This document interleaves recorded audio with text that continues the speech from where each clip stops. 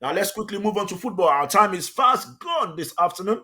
And in football, Al Ali, that legendary Egyptian team, will play their third consecutive CAF Champions League final after eliminating Setif on Saturday night. The Pizzo Mosimane Red Devils drew double 2-2 in Algeria to seal a 6-2 aggregate victory. The two-time African defending champion opened scoring in the second minute of play before equalizing in stoppage time. Al Ali will now face Moroccans Wydad Casablanca in the final on the 30th of May. Now, don't forget, Al Ali, they actually appealed the decision to host that final in Morocco because they are playing against a local side. We talked about this last week on the show, and you have the opinion that there's nothing wrong with Al Ali playing in Egypt. Now, why not take the game to Cairo instead of Egypt if you feel there's nothing wrung with it? Because if there's nothing wrong with it, why would they appeal in the first place? They're not supposed to appeal. I think the final is taking place at the Stade Mohammed V Stadium in Morocco. And that's why Al Ali have appealed it to CAS, to say, but I'm not sure if the complaint is going to hold before the final. But one thing I would say is Al Ali is a king of Africa, of the continent when it comes to football. I don't see them seeing this as a problem for them. Even if they played in the backyard of Wydad Casablanca, they win this one.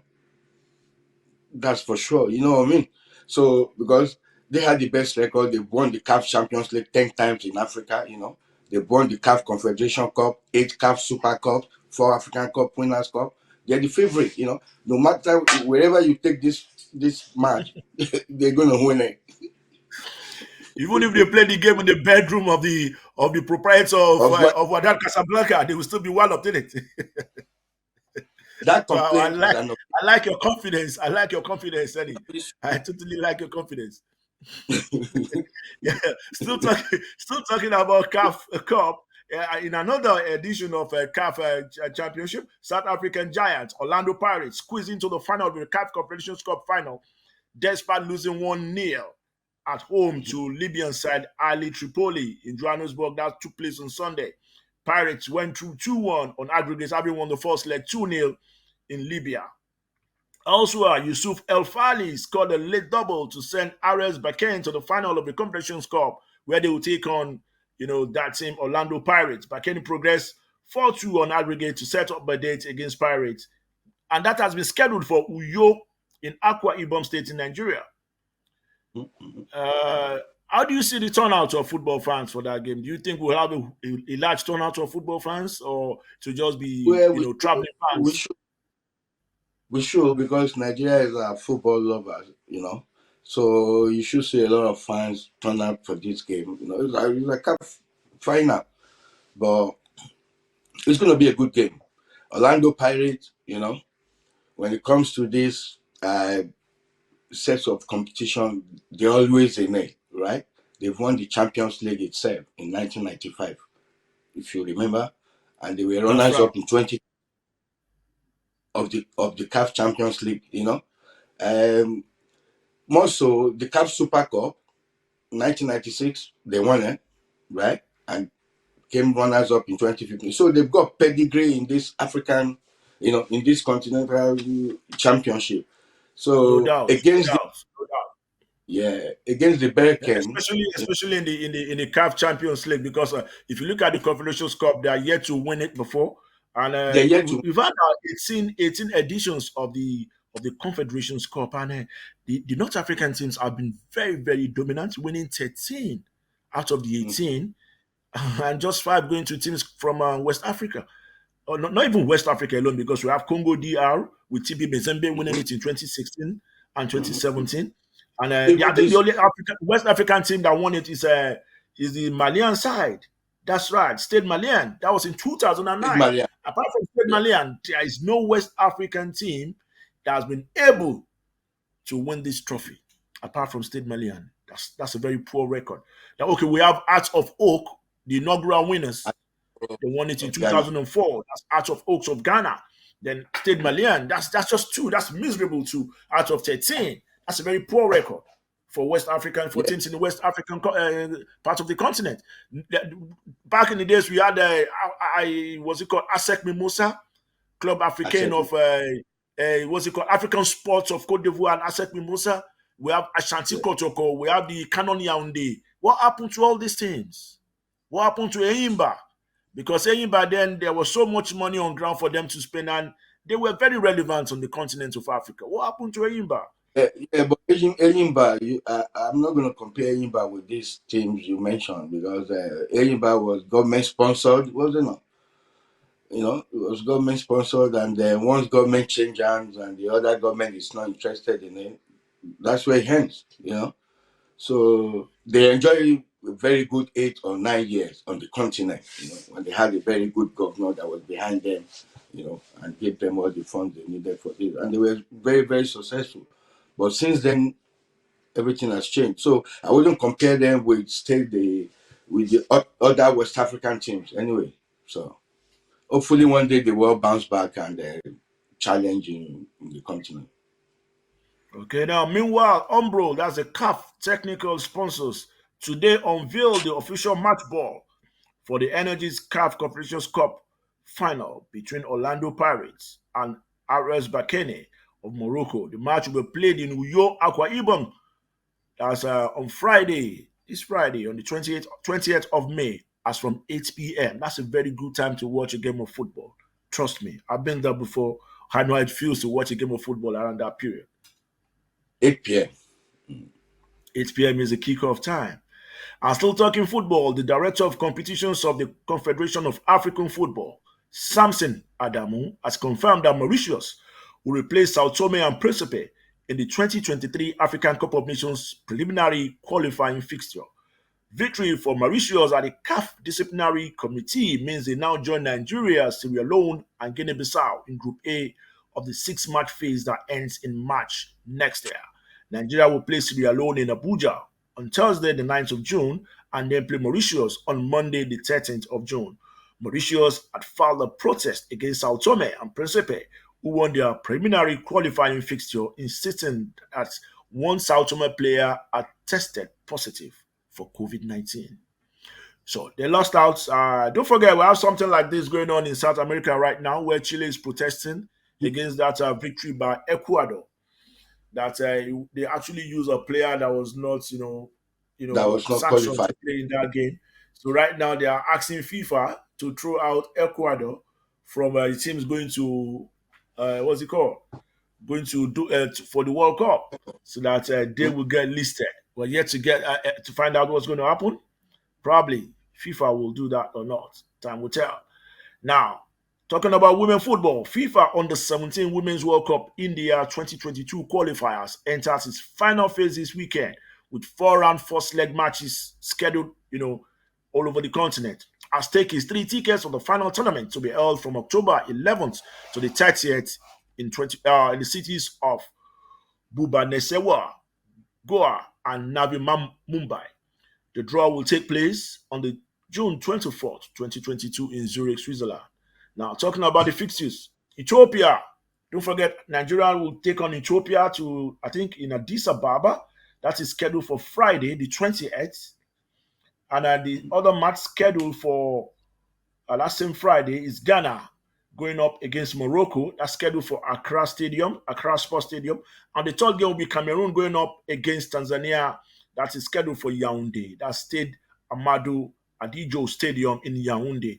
And in a related development, head coach of the Nigerians on the 17 team, Bankole Olowokere, has picked 22 players for Friday's qualifiers against Ethiopia. Don't forget the Flamingos. They are yet to concede a goal, and they've scored a whopping 14 goals, to get to the last round of this championship. But going up against an Ethiopian side whom nobody gave a chance, but they went to Joburg and got that famous victory against South Africans, considering their pedigree in women football presently. For Ethiopia to have gone to Joburg to get that famous victory, don't you think they should be taken with all high speed? That's true. You have to watch out for them, but on paper and in reality, you expect Nigeria to go through. against them to beat them, maybe home and away. We've come a long way when it comes to female football, and we've proved ourselves on the continent and in world stage. So playing against Ethiopia should be a fear for us when it comes to female football. Yeah, I the expect them to do. Friday's match will be played at the Abebe Bekila Stadium in Addis Ababa, 2 p.m. Nigerian time. The return leg is scheduled for the National Stadium, that's MQ Abiola Stadium in Abuja, on the 4th of June. Nigeria will meet neighbors Benin Republic in the final of the WAFU B Under 20 Championship on Friday. There's so many matches lined up for Friday as both sides qualify for the Under 20 Africa Cup of Nations following their victories in the semi-final of the competition that's been taking place in Niamey, Niger Republic. The Flying Eagles sealed their place in the final after an energy-sapping 2-1 extra-time victory over Cote d'Ivoire, while Benin Republic stunned Burkina Faso in the first game of the day to win by 2-1. So we have the fixtures right now. Is Nigeria going up Mhm. against Benin Republic for a ticket? They've already secured a ticket to the African Under 20 Championship. So we want to know the winner between Nigeria and Benin Republic. And back in time, if this kind of fixture comes up, Nigeria going up against Benin Republic, you know where the pendulum will swing. But Yeah, hey, it's not my business as usual. it's no more business as usual. But you still expect Nigeria to go through against this against this kind of team. I've always thought that, and I think Nigeria should go through. If you don't go through, then I don't know. The coach will be, will have something to say about that. Benin Republic, right? Under 20, we should get through. Definitely, I expect us to go through as the Okay, let's winners. hopefully they will go through. They will go through. And still talking about stories emanating from Nigeria, Assistant Oshola has emerged as the Pichichi winner. That's highest goal scorer in the Spanish Women Super League. Asisa, there was a time she was injured. I'm sure nobody gave her a chance to come back and win this title because there was a time she was injured. She was out of the game for I think close to 6 weeks or more than 6 weeks, but she was still able to come back and win the title, the match winner. She scored 20 goals in just 12 starts in the 19 league appearances. So scoring 20 goals in 12 starts, that's an amazing record. That's an That's amazing a feat. good. And I'll tell you something: there is no African player that's been able to win this record in time past. Or am I No, am I not wrong? in. No, you're Not very in women right. I don't football. know. Winning that Pichichi out there in Spain. Mhm. That's right. And we're back to the big one we started the stories with this afternoon, talking about the UEFA Cup. The Europa Cup is not Europa, not UEFA no more. It's not Europa Cup Mhm. final scheduled for tonight. Now, Rangers, they've been boosted with the return of Raise the Roof, talking about Kema Roof. He's fit for tonight's Mhm. game. And I'll tell you something about Roof. Anytime he plays, he's always very impactful. He does something very great for that squad. Do you think he's coming back into the squad? He's going to boost that team tonight against Trent Yeah, Frankfurt? it's coming back at the right time, and I think it's a player they need. So, and apart from him, you have James Tavernier as well, their skipper.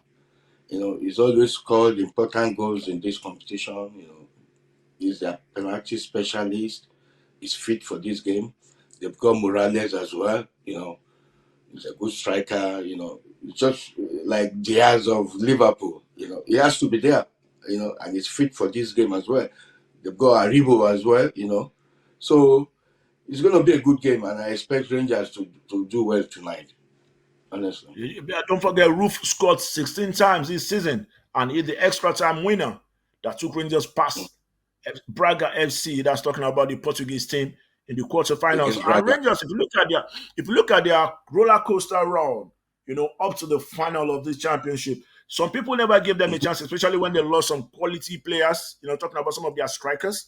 Don't forget the Mhm. last game they had, there was no all-out striker in that squad. So the return of Roof as is going to be a very big boost to this squad, most definitely, because there was no all-out striker in their last game.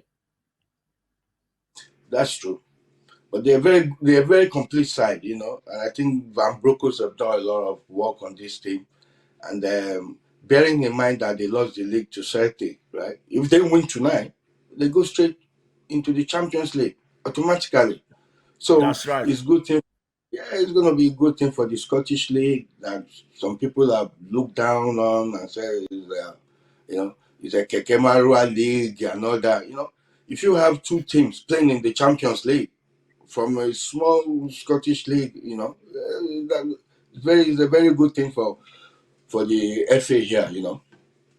Most definitely. Marketing. I'm still talking now away from a CAF or UEFA Championship. Let's quickly talk club football before we wrap up for today. And Eric Ten Hag, who has been assigned to take over Manchester United from next season, said he's going to start work as soon as possible. And he has come out to say that he still wants to work with Cristiano Ronaldo. Is that a good decision? Personally, for me, I wouldn't say it was a good decision. Personally, but you don't know what this guy has seen in him or what this guy has seen in the team, and he thought, well, maybe he could help the team, because I'm very sure they want to go the Arsenal model. They want to recruit young players, you know, very fast team, play fast and all that, like just like the Ajax team. But can Cristiano Ronaldo do that? I'm not sure. Can he press from the front? So it all depends on what the coach wants him for. Good luck to them. Good luck to them. Let's quickly tell you about there's some matches lined up for tonight, no, for Thursday actually, in the Premiership, where we'll see Everton going up against Crystal Palace. Aston Villa will take on Burnley, while Chelsea will entertain Leicester. But the big one for me is the matches lined up for this weekend. Talking about the last round of matches in the Premiership, Mhm. where the winner will take everything. Now, the big one, Manchester City going up against Aston Villa. They're playing that game at Etihad Stadium, while Liverpool will host Wolverhampton Wanderers. Those are the two games that people are really watching out for. What's your take? Do you think Manchester City will allow Liverpool to creep back and take the title from them at this obtained hour? Or probably I, Manchester City will just take it up? Already, Liverpool, they've won 2 trophies this season. I don't think Manchester City will want Liverpool to win a quadruple. If they have the chance to stop them in any of these games, which is the Premier League, they would do that. All they need is just beat Aston Villa and they're champion. That's it. Beat Aston Villa in front of your fans at home and you are champions. Right? Everybody Noted. would take that. Everybody would take that. Go home, play in front of your fans, and win the title. That's it. So I see them winning that, and they win the title. There's nothing about that because they're playing at home, and Liverpool is playing away. So they Liverpool is will also both playing at have home. Liverpool are also playing at home. Liverpool also okay. they They are will going to both get. entertain Wolverhampton Wanderers at Anfield Stadium. They will. But it's just all about Man They will City both win get. the title and it's all over. That's it. It's all over. Just win, get the 3 point, and it's all over. No matter what Liverpool does on the other side, just win your game, and it's all. Even if they You know what I succeed mean? to score half a goal. Yeah. Once you get the 3 points, you're a champion. And I Right, think that's everybody right. will want that. Even if Liverpool was going to play at home and win the title, they'll be confident enough to win it. So that's the way I say it. Man City are not going to let slip this one. Okay, another league that's going to go down all the way to the wire is the Italian Serie A, where we have two matches lined up, two crucial matches lined up for the last day of the season, and that's going to come up on Sunday. Inter Milan will entertain Sampdoria, while AC Milan, who are leading right now, will travel to Sao Solo. Now, Inter Milan would definitely fancy their chances because they are playing at home. AC Milan, they're going Mm-hmm. to travel away from home to Sao Solo. But if you want to win the title, you have to beat all the better side home and away. So Home and away, Milan, yeah. that's right, that's right. So Milan right now they have their job well cut out. They need to go to Sao Solo and get victory. And Sassuolo is a very good side. They're not pushover. They've got something to say in this title. You know, so but I wouldn't place my bet on any of them because Inter Milan as well have been. I don't know. They've not been that consistent in this league, but they could probably win it. But AC Milan has got the chance if they can win against Sassuolo. That's it. But But Sassuolo is not a there's no push. better way. there's no better way to motivate AC Milan to win this title, considering the fact that this is going to be their first title in a very long time. Inter Milan still won Long it some time. couple of years ago, you know, after they brought down the dominance of Juventus. But AC Milan, they are yet to win this title in more than a decade. So there is no That's better motivation for these players, to just make a record for themselves and become, Milan legends. Because I see if they can win that title, that would just confirm their legendary status. they might win it. They've got the chance, They only need 3 points to win it. So it's a game of whoever wins it. So I That's fancy right, them. and I know that there are so many players in that AC Milan squad who want to like be part of that epoch-making team. Talking about a player like Zlatan Ibrahimovic, like Oliver Zlatan. Giroud, not forgetting Mm-hmm. Hernandez. Their left back. So many of them who want to be part of that team. And don't forget Tomori. Talking about that Chelsea player, is also part of that Yes. AC Milan team. Mm-hmm. So I think I wish them all the best, most definitely. And let's just hope that on Sunday, the best team will Championship probably Sunday is win the league. That's right. That's is taking place on Sunday.